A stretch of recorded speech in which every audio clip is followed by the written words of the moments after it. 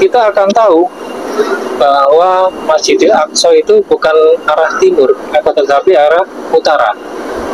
Dan Masjidil Haram itu juga bukan arah barat, tapi arah selatan. Assalamualaikum warahmatullahi wabarakatuh. Bismillah, alhamdulillah, assalatu wassalamu ala rasulillah wa ala alihi wa sahbihi wa mawala wala khawla wala quwata illa billah. Alhamdulillah, bertemu lagi dengan kami dalam pembahasan atau mendalami filosofi Pancasila dalam kehidupan sehari-hari. Kami jargonnya adalah Islam, Nusantara, dan Pancasila. Rukun Islam, Pandowo Limo, dan 5 sila Pancasila. Menjelang tanggal 28 Oktober 2025 adalah hari yang sangat istimewa bagi bangsa Indonesia, karena kita akan memperingati Hari Sumpah Pemuda. Pada saat itu 1928 dikumandangkan untuk pertama kali Indonesia Raya ke stanza. Nah, apa hubungannya? Kali ini kita akan sedikit menggali, menghubung kaitkan sila pertama dengan Sumpah Pemuda, terutama dengan Indonesia Raya 3 stanza. Kita ketahui bahwa sila pertama Pancasila punya lambang bintang, ada kata ketuhanan yang Maha Esa atau ketuhanan atau Tuhan, dan yang selanjutnya dalam penafsiran resminya adalah sila pertama tersebut menyinari keempat sila yang lain. Dalam arti di sini adalah sinar, adanya sebuah sinar. Nah, ketiga unsur ini yaitu bintang, ketuhanan atau Tuhan, dan sinar, ini secara khusus terdapat di dalam surat An-Nur ayat 35. Allahu nurus samawati wal ard, masalu nurihi kamiskati fiha misbah, al-misbahu fi zujajah, az-zujajatu ka'annahu kaukabun durriyyu qadu min syajaratin mubarakatin zaitunatin la syarqiyati wala gharbiyah ila akhirih. Ada Tuhan, ada sinar atau cahaya, dan ada bintang. Telah kita pahami juga dalam berbagai ceramah atau podcast atau pemateri-pemateri juga menterkaitkan sila pertama dengan ayat 35 di surat An-Nur tersebut, yaitu berkumpulnya 3 unsur ini.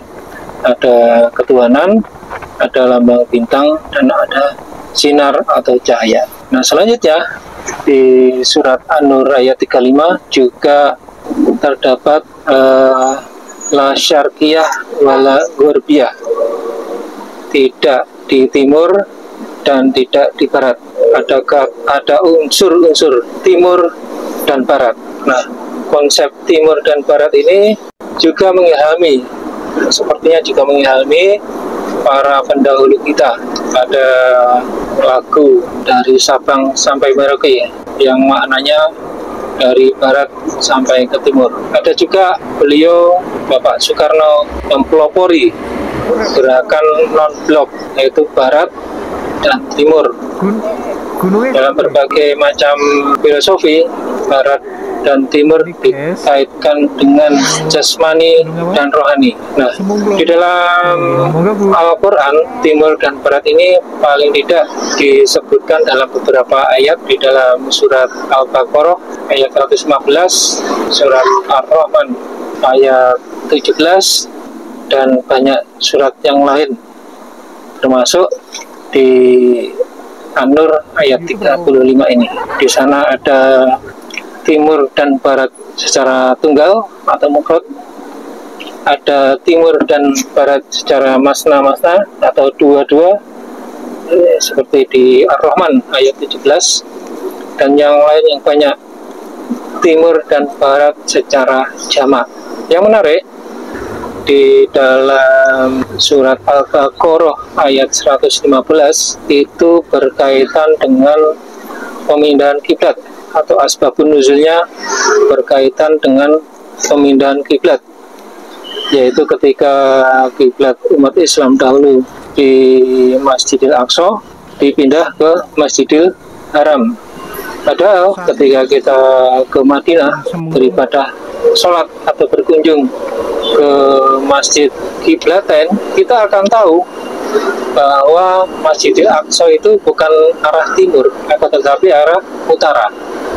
Dan Masjidil Haram itu juga bukan arah barat, tapi arah selatan. Wong mindahnya kiblat dari utara ke selatan, tapi ayatnya yang turun kok dari timur dan barat.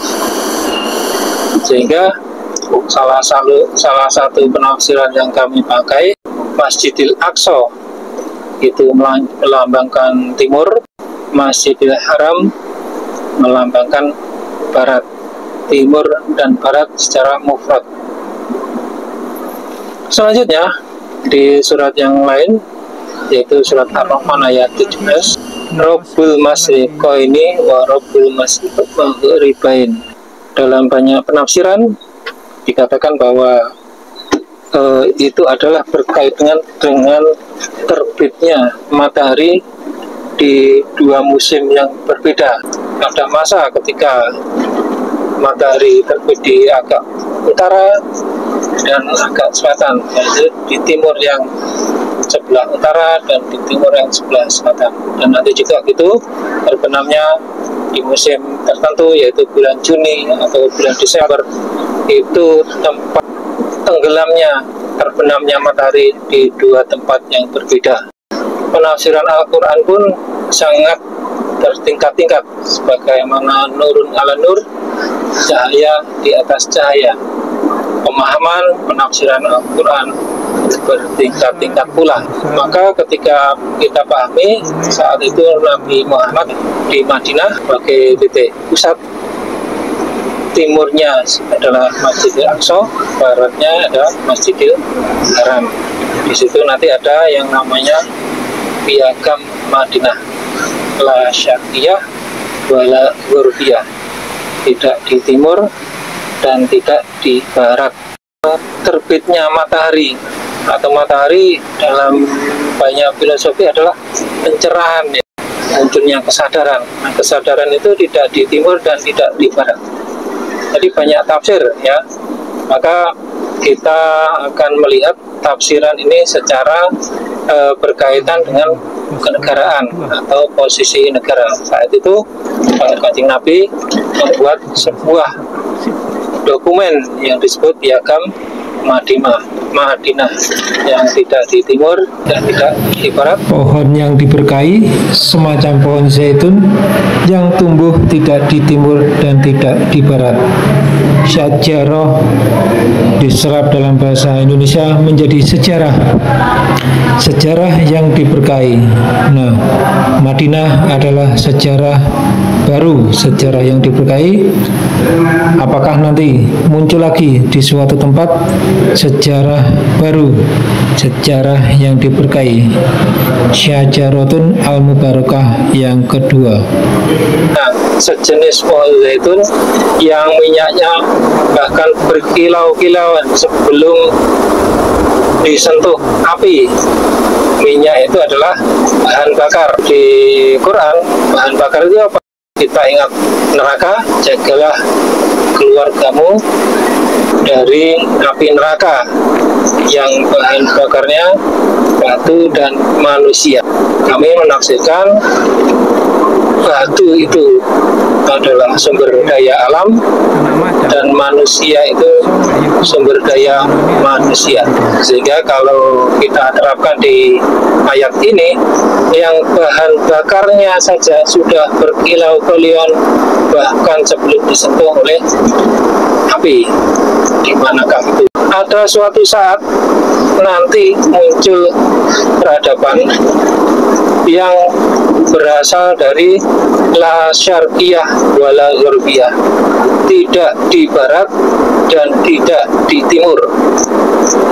Nah, ini ini menurut kami para pendahulu terutama Bung Karno ini kok sepertinya